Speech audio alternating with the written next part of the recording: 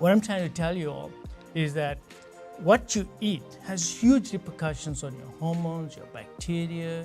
Every time you eat, you got to consciously eat. Think twice before you put anything down your stomach. So why fast? Why do you want to fast? Because your insulin levels will come down with fasting. If you don't eat, what happens to your insulin levels? They go down because insulin is only brought on by eating. That's why I make you fast.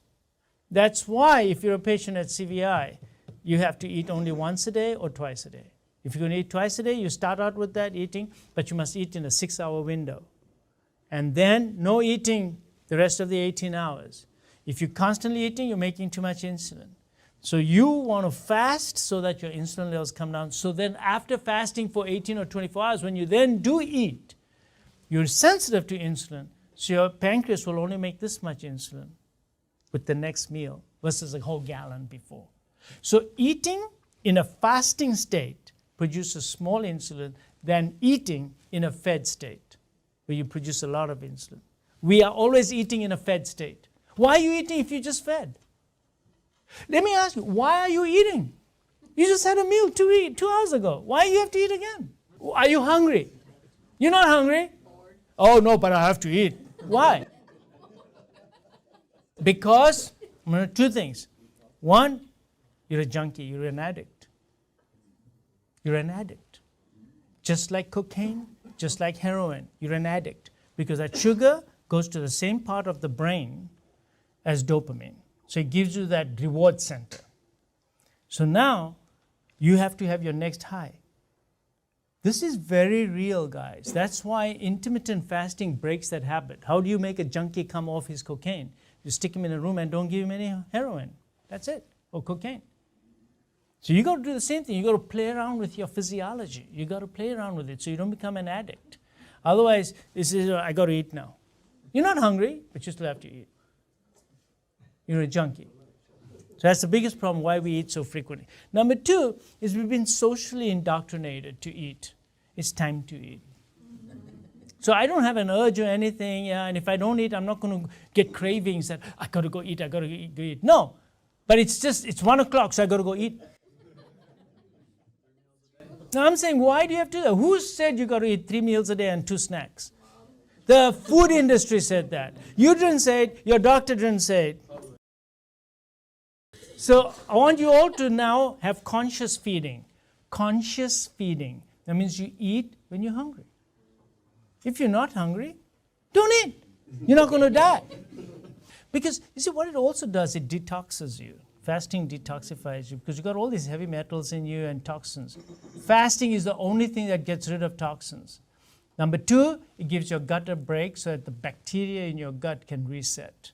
Because if you're constantly eating those poor bacteria, and remember, more than 50% of the nutrients that are floating inside your bloodstream are not what you ate. It's what your bacteria have made, metabolized, and released into your bloodstream. So you need the right bacteria in your gut. All of us in this room have messed up your gut bacteria. And those are your friends. You have 10 trillion cells in your body. You have 100 trillion bacterial cells in your body. You are more bacteria than you are human. Think about that for a moment.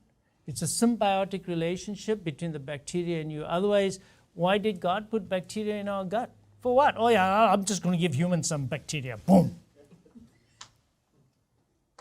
Just think about it. Why would you have bacteria in your gut? And so much, so many. So you think that a lot of these drugs work because, oh yeah, doc gave me this drug and it goes into my system and I absorb it and it's doing, no. At least 20% of the drugs are actually metabolized by your bacteria in your gut. And their metabolites get released into your bloodstream. So therefore, if you wiped out all your bacteria, so if we did the study in mice, we do it all the time. Take out all the bacteria, then we give them the drug, no effect. You put the bacteria back again, now you have an effect. What I'm trying to tell you all is that what you eat has huge repercussions on your hormones, your bacteria. Every time you eat, you got to consciously eat. Think twice before you put anything down your stomach. What you're going to eat. You should be eating fermented foods. You should be eating bacterial products. Like you should be eating lots of yogurt and dairy and all, sauerkraut, if you live here, which is cauliflower and cabbage that has been fermented, and kefir and balsamic vinegar, and these are extremely healthy for your gut. So eat only whole foods, please. Don't eat any processed foods. Eat high fiber intake from a variety of plants. A lot of fiber. Fiber. Because fiber, for who? It's not for you. You can't digest fiber.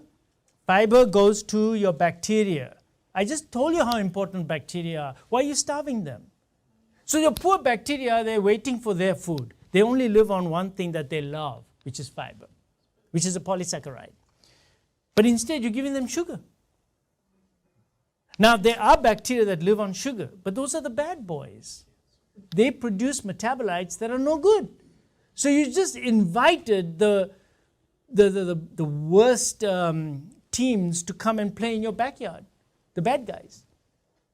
Why are you inviting the bad guys into your gut? So kefir, sauerkraut, kimchi, yogurt, to improve the biodiversity of your microbiome. And non-processed foods must be whole foods, must be whole. And measure your blood pressures. And get your weight down to BMI of 23. And you must do intermittent fasting so you can restore insulin sensitivity, which I talked to you about, and to improve your microbiota, and to improve your leaky gut. What is that all about? Now I'm going to tell you about inflammation a little bit more. So if you have a leaky gut, the food creates an antibody response. Therefore, you get joint pains, mental fog. Who don't you know that has mental fog? Who don't you know that's got early dementia already? Where do you think that's coming from? It comes from inflammation from the leaky gut. So if you fix the gut, all of a sudden that person's brain starts working better, because all that inflammatory stuff crosses the blood-brain barrier, causes what is known as mental fog. And this happens not only to old people. I do this to a lot of young people. They come and say, oh my God, doc, every morning I wake up, I got this fog. My brain is a fog. And then I make them change their diet.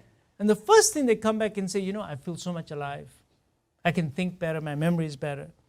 So you got to fast. You go to time-restricted feeding. OMAD. OMAD means eating one meal a day, because your ancestors and you are not such great hunters that you can make a kill every 2 hours. And stop eating at night, because you can't bring the carcass into your cave, because then the hyenas will come into your cave as well and eat you up.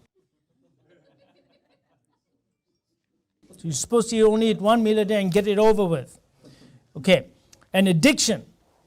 Consciously think about it, because you are becoming addicted to wheat, sweeteners, sugar, caffeine, dairy products, and snacks.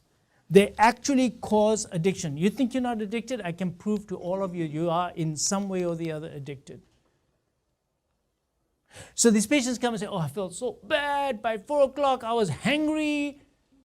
So I said, okay, so what did you do? He says, I ate. Then I felt good. So I said, why do you think you're feeling bad? My sugar went so low. So I said, did you measure your sugar? Yeah, it was 90. So I said, that's not low. So they're feeling bad. It's not just low sugar. You're feeling bad because you're a junkie. You're a junkie.